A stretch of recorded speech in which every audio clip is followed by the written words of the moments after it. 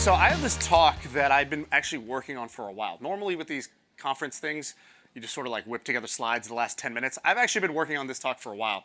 But I don't want to start with this because, you know, you can come to an event like this, you can sit down, you can listen, and maybe you'll get, let's say, 10% of the possible value that you could get out of a session like this. But because this is a small room, I thought it'd be more fun for me to actually do something a little more interactive at the beginning at least. We'll get to the slides, but I thought let's start with something that's just immediately interesting, adds value. So interesting for me is to figure out who you are. Interesting for you is for me to actually help you with something that's going on in your world right now. So I actually want to volunteer. So first, raise of hands. Who here is a founder of a company? They told me most. Okay, that's everybody pretty much. All right, so who wants to actually just tell me about their company? So give me, raise your hand. Okay, he's quick on the trigger. So Mr. with the hat, what was your name? Aaron. All right, so Aaron, please take the mic. Stand up a little bit. Let's give Aaron a little clap. All right, so Aaron, very specific instructions here, all right? Tell me the name of your company and what does the company do? That's it. It's called Closing WTF, and it helps people get good deals on their mortgages. Okay, wonderful. That was actually really, really good. Okay, perfect. I'm going to hold you for a second. Stay there. So Closing WTF, you help people get good deals on their mortgage. All right, great. Who else wants to try? Right here in the back. What's your name? Hey, I'm Rick. Rick. I run The Crew, and we build social and spiritual connection beyond the synagogue by hosting dinners in Los Angeles. Okay, great. So I want you to stay on this side of the room. I want you to stay here. I need another volunteer. Did you have your hand up? Okay, right here. Yes. My name's Aya, and I'm building a product called Valia. We help people make sense of economic news and what it means for them. Okay, great. You're going to stay on this side of the room. I need another volunteer over here with the great hair. He's got a great wave in his hair. Yeah, you know that's you. There's only one man that could be. Hi, everyone. My name is Will, and I'm building software for commercial pollination. Okay, and you're going to stay on this side. Great. Stay there for a second. Will, you build software for what pollination? Commercial pollination. Great. Did you want to go? Let's go for it.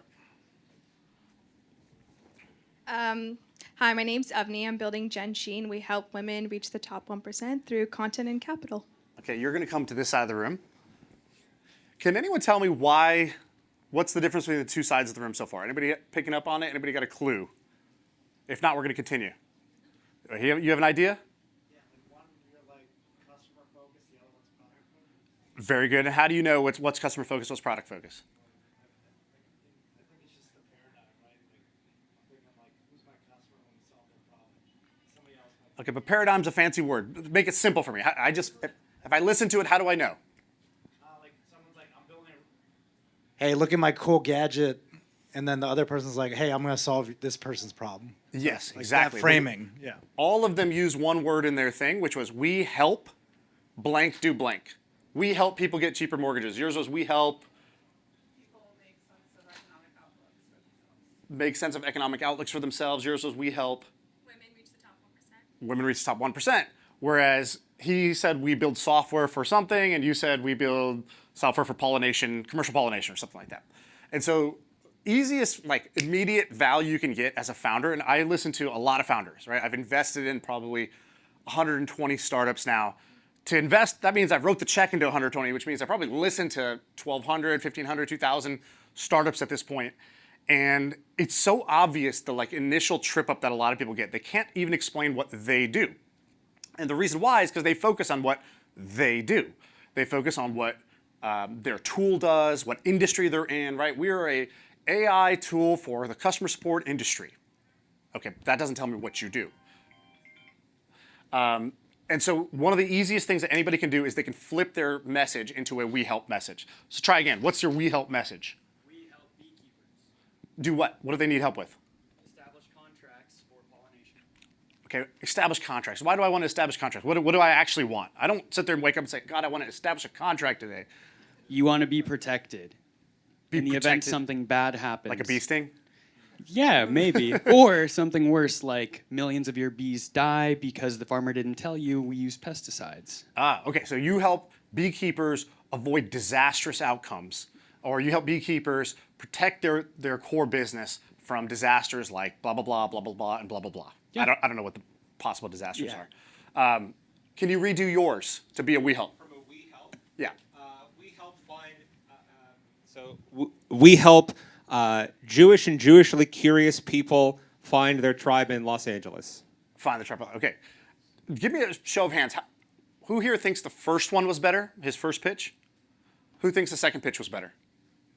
So, like, it took 5 seconds for you, and you think about your company, how many hours of your waking day? I mean, quite a few. Yeah, like, and so it's weird that like this happens to all of us. We think about our company all the time. We want it to succeed, but then we can't do the basic thing, the first step of getting the next person to understand what you're all about, who you help, and what you actually are you for me, or oh, you know, I happen to be Jewishly curious. Great, you know, maybe I'm the guy for you. And so that's the very first thing that everybody should do is learn how to tell their story a little bit better. All right, you guys can sit down for a second. Next thing. All right, so you learned how to tell your story. Now I want to talk a little bit about growth. Who here has a product that's killer? Raise your hand high if your product's really killer. Why didn't you give it 100% the first time? What? Define a killer? If you have to ask, your product's not killer.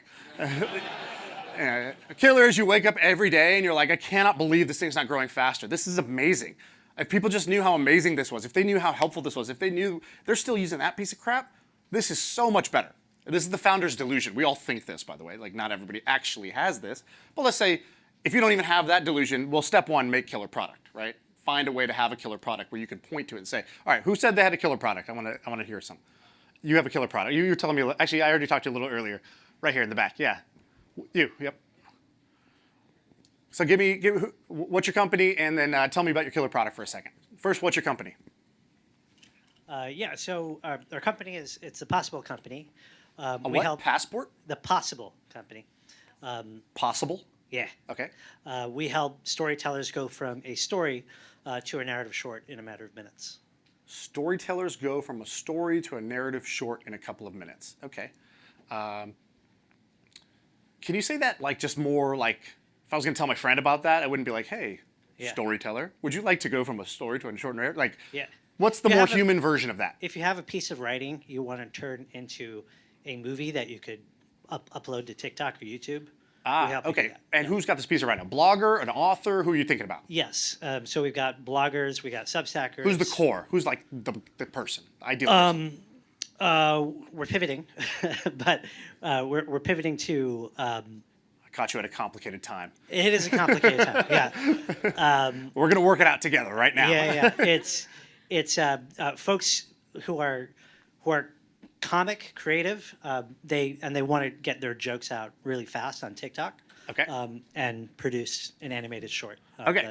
So we help comics turn their jokes into TikToks fast without having to know anything about animation or video editing. Fair? Yeah. All right. Was my pitch better than yours? Yes. Isn't that weird?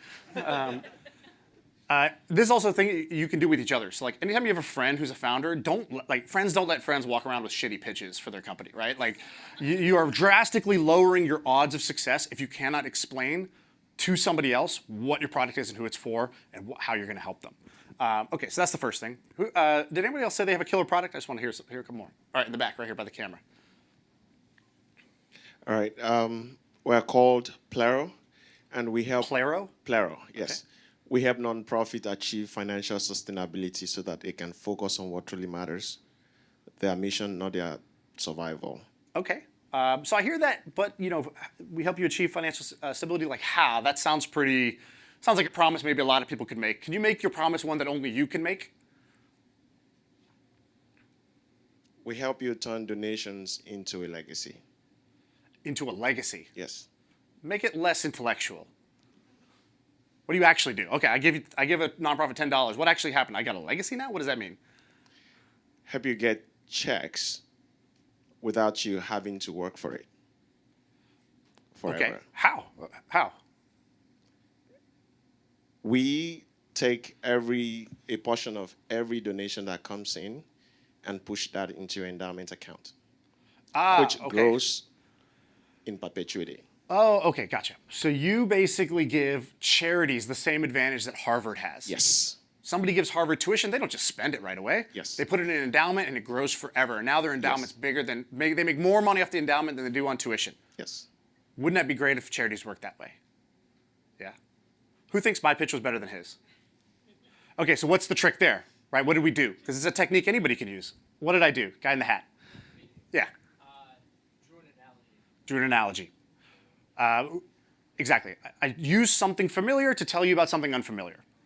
I use something not just familiar, which did I say like Mississippi State?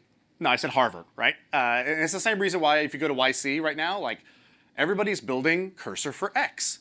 And when I first moved to San Francisco, everybody was building Uber for X, right? Because, hey, you know the hottest company ever that you missed out on, investor? We're building that, but in this other space. Wouldn't you want to be a part of that?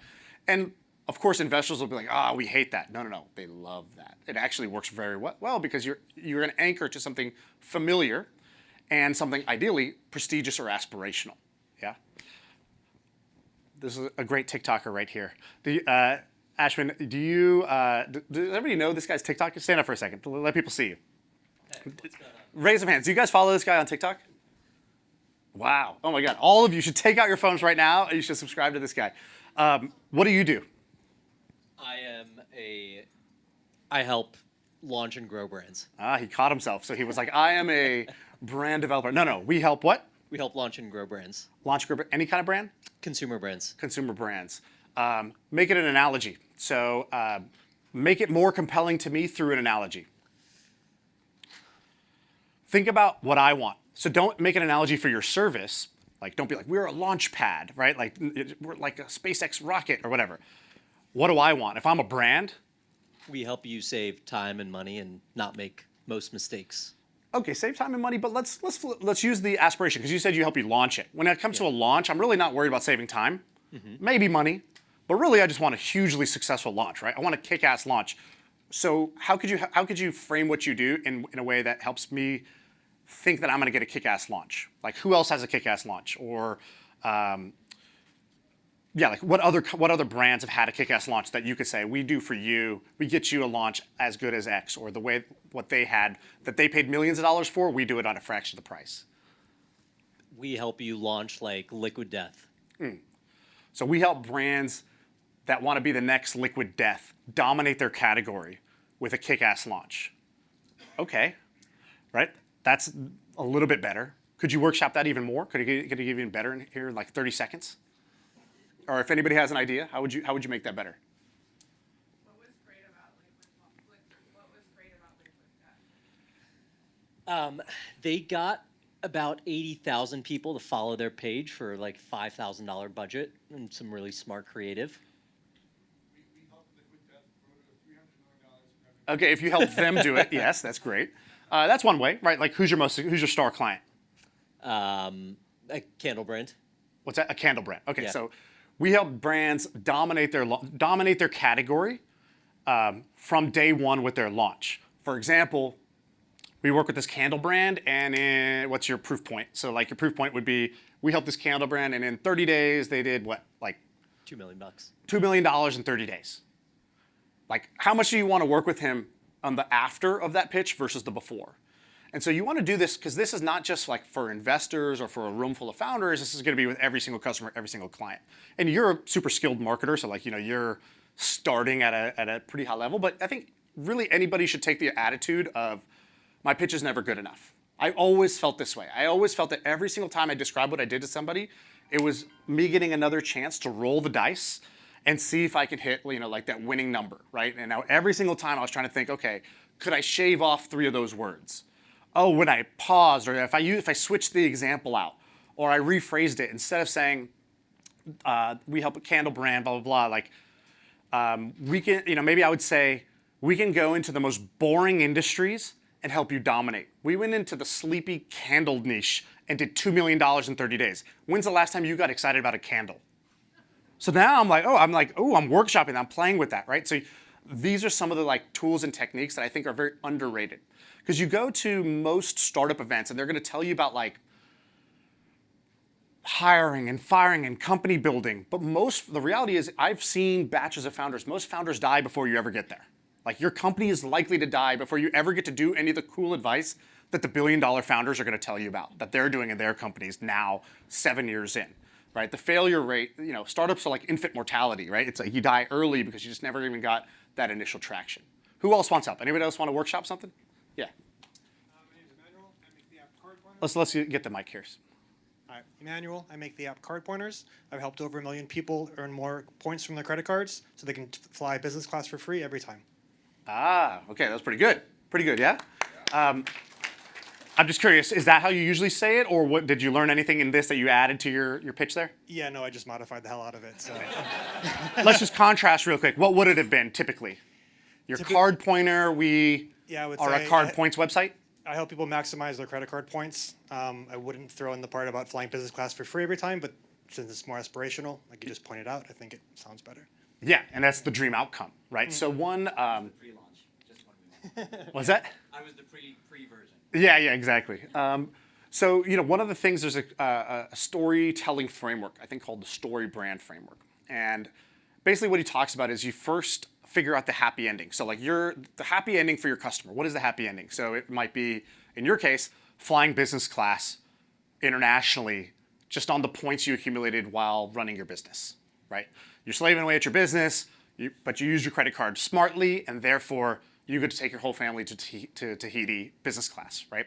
So what you do, the story brand formula is you basically take the happy ending, and that's going to be the end of your pitch, just like you did. And then you go to the exact opposite of the pain point, basically. So like what is people's current situation? Most people are, most people don't know what card to use. They just pick the one that's in the commercial. Or most people are still paying out of pocket for all their flights. But what we help you do is we help you use the points you already have to fly international business class for free, right? Or just on points. And so you want to find those two bookends of a story, right? Start with the happy ending. That should show you the problematic beginning, okay? If you look at any movie, it works this way. Whatever is happening at the beginning of the movie, you already know the ending. It's the exact opposite for that character. Otherwise, it's not going to be a movie. So you look at, for example, the movie Die Hard. The movie Die Hard, when I think about it, I'm like, oh, it's about Bruce Willis being a badass and like defusing a bomb or whatever, right? It's like, that's Die Hard. No, actually, Die Hard, if you look at the beginning, is he's going back home to see his family, but they don't really want to see him for the holiday, and so it's about a dad who's disconnected from his family. And at the end, after he defuses the bomb, he's reconnected with his family. Same thing with Jurassic Park. Jurassic Park, yes, it has a bunch of dinosaurs, but at the beginning, it's about a guy who doesn't know if he wants to commit and have kids. Then during the dinosaur stuff, he's protecting the little kids, and by the end, he tells the girl that he was with, like, I'm sorry for being such an idiot, I'm ready. Right? That's always the change in a movie, right? Any movie, any rom-com. She's single, but powerful and successful, but unhappy and alone. Guess what? At the end, she's going to be madly in love, but running a bakery. She's not a lawyer anymore, right? Like that's like every rom-com kind of has a story arc. And so Silicon Valley, we don't really learn as much from Hollywood as we should. Like there's an art to storytelling that actually hooks people. We want to use this as founders. And so you want to think about like, oh, even in my pitch to customers or to partners or to investors, I want to think about the happy ending that they care about. Then I want to be able to describe the current pain, which is the opposite of the happy ending. And I'm just positioning myself as a bridge between the two, right? So the bridge is the how. You don't talk about the how until you've built the bridge. So I still don't know how you help me fly international business class, but I now actually want to know because you've described the ending I want with the my current situation I have. And so like, what would be your bridge? What's your special sauce? What's your how? So the bridge is actually what you mentioned, just by choosing the right credit card to maximize your points, and then also saving like through an extension and through the app integrations and stuff. That's less sexy. So we help you pick the right card. Yeah. What percentage of the people you think have the right card, business owners today? In your experience, you've talked to hundreds, let's say? Yeah. Thousands? I mean, people seek out because they already have a bunch of cards. I don't know percentage-wise how many people have. Make it up. We're talking marketing here. Make it up. I'd say of my users, probably 30%. 30% had the wrong card at the beginning? Have the right card, have at least one good card. Oh, so 70% have the wrong card. Yeah. So you might be able to say that 70% of business owners, I've talked to 1,000 business owners about their credit card points. That's what I do. I'm a nerd. And then say 70% of them have the wrong card. And they're leaving business class tickets on the table if they just changed nothing else besides push a different button and pick a different card. Yeah. Right? So it's like you want to describe that pain, and then I feel the fear of, oh, fuck, that might be me. I might be in that situation. Ashwin, what's your secret sauce? What's your how? You said you help brands have these kick-ass launches. We said that you can go into the most boring, sleepy industries and you can help them dominate with a killer launch. And we asked the question, what's the last time you got excited about a candle? We had 100,000 people on a wait list to buy a candle. That's what we do. I'm intrigued. What's your how? What's your convincing secret sauce, differentiated way of getting me there? We get really interested about boring categories and study it relentlessly and then come up with crazy ideas. Okay, hard work. What else? Give me something else. Do you, for example, take the stuff that works in really sexy industries and transplant it into boring industries that have never seen it? It blows their mind, like a Vegas stripper showing up in the middle of church town, Midwest Texas or whatever, and everyone's looking at her like, holy shit, they've never seen something like that. Is it kind of like that? Yeah, there you go. Like maybe that's it. I don't know. Yeah. Maybe you do that. Maybe you have a different playbook. Maybe you're like, oh, I understand TikTok better than maybe there's only 5 other people on earth that know TikTok better than me. And we just dominate TikTok. That's our secret sauce. Yeah. I don't know which one it is, but you want to have your version of that. Who here can think of a secret sauce for themselves? What's your how? You got one?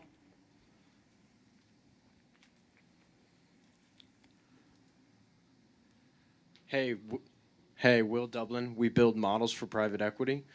Our secret sauce is everything's bespoke, unique to the situation. Will, have you been paying attention? Come on, Will. You said we build models for private equity. That's what you do. But what we learned earlier is what? What should you do differently? We help blank do blank. And the do blank isn't just that you do the task, like build a model. What do they want the model for, right? So let's try that again. So give me a we help. We help private equity firms do what? We help private equity firms make hundreds more million. We help private equity firms make $100 more million this year. Oh, okay. I'm intrigued. How? By making better decisions. Okay, but how? Everybody wants to make better decisions. What do you know about decisions that makes me believe you might actually have something interesting to say? We'll teach them how to make decisions like BlackRock. Okay. Okay, how? By building bespoke models at scale. What is it about a bespoke model that gets a better decision?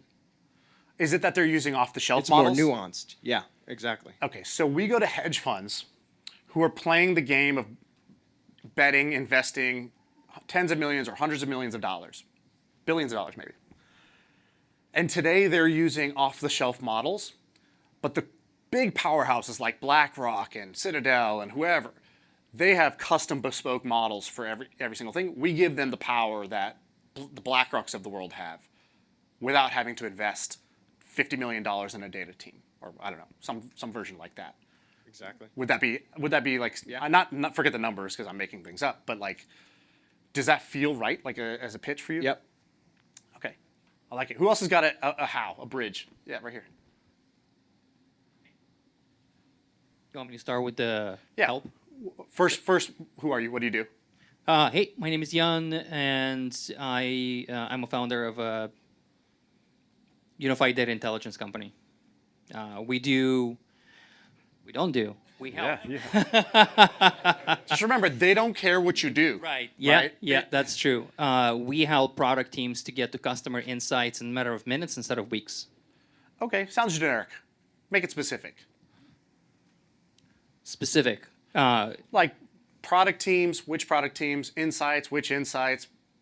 I don't know. What do you mean? Let's make it more specific. We help our customers to understand what their customers need in a matter of minutes instead of weeks. Okay. Okay. My gut tells me that could be stronger. Does anyone have an idea of how that could be made stronger? What you got? We are industry agnostic. Literally, we have healthcare, we have e-com, we have marketplaces. Oh, you help anyone? Okay, cool. That's not for me then. Okay. Okay. So remember, when you say what you're doing, or let's say you start with an articulation of like a specific type of customer. Right. What you tend to do, like the fear is that, oh, I've eliminated everybody else. What actually happens is everybody else has already eliminated you by default. And the only time they're going to pay attention is if you say, oh, wait, I'm a YouTuber. What did you say you do for YouTubers? Right? Like, so I think most founders have it inverted. They think everybody's paying attention and they don't want to disqualify anybody.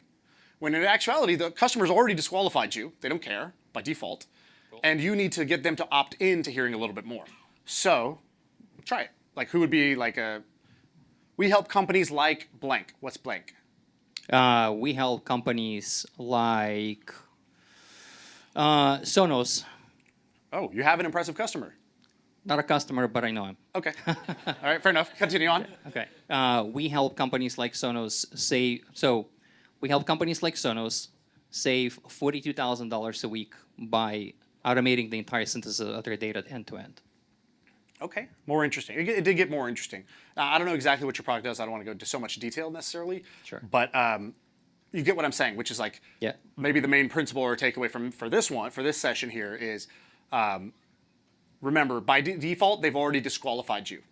Sure. To get them to lean in and be interesting, you have to say something interesting that's relevant to them. Maybe it's, we help brands just like you, right? Or we help brands that you aspire to be. Or that we, maybe it's not even on the category of customer, but you said like product and insights. It's, for example, let's say today, the way they do that is focus groups. Let's just pretend. Yep.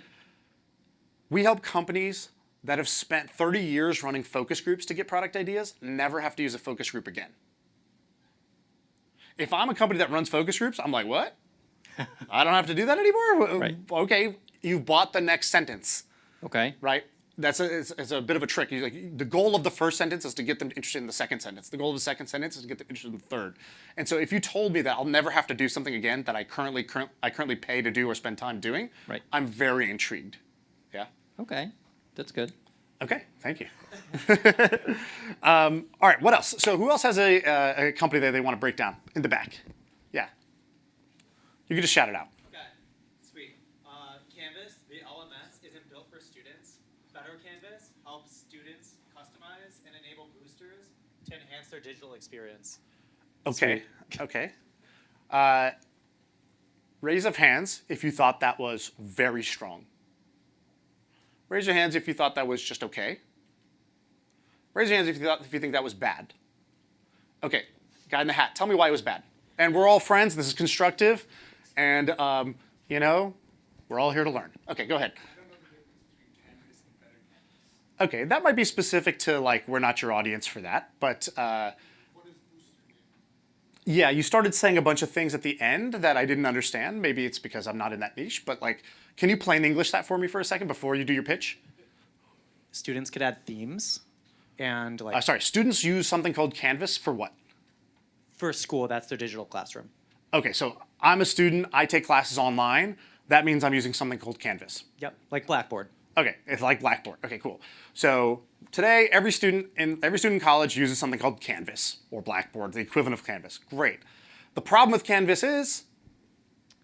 It is not appealing to the eye and missing productivity features. Okay. It's ugly. It's ugly. You made a pretty canvas. It's boring, yeah. It's boring. You made an entertaining canvas? Students could add themes and make it pretty. It's like furnishing their home, like furnishing their digital Okay, classroom. good analogy. I like that. What's the big happy ending if I'm a student? Why do I care to like furnish my digital classroom or my digital learning canvas or whatever? Then they have a tab that they want to keep open, and they're excited. They're not dreading completing their courses anymore. Okay. Do you have proof where you could replace a claim? So proof might be students spend twice as they want to keep their tab open. Maybe do they spend like twice as much time in your product as they do on Canvas? Anecdotally, they do. We don't have that data yet for like another 2 months. Yeah, but okay, so that's fine. Sure. So one thing I do is I work backwards from the killer claim. So I'll first think about like, what's a sentence that if was true, would open up the floodgates on the next batch of customers, right? Like, and then you just say, all right, that's not true today. Can I make it true? And actually what happens as a founder is you can actually like kind of brute force towards an outcome if you know that would be the unlock, right?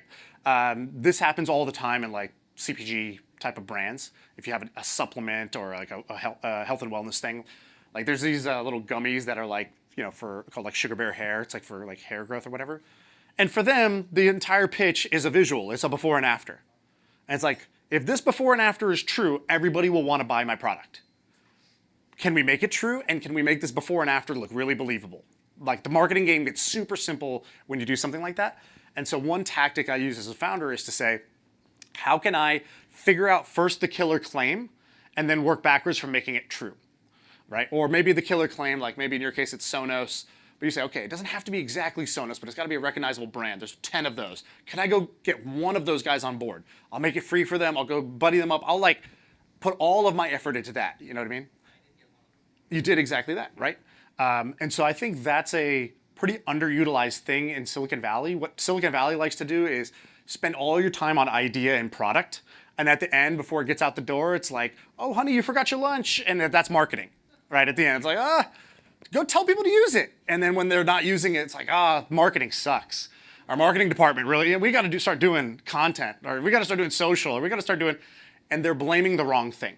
It's like you never had the compelling idea, the compelling story that was going to really turn customers' heads, or you tried to just like hope it happens at the end, whereas you can actually start with that in mind.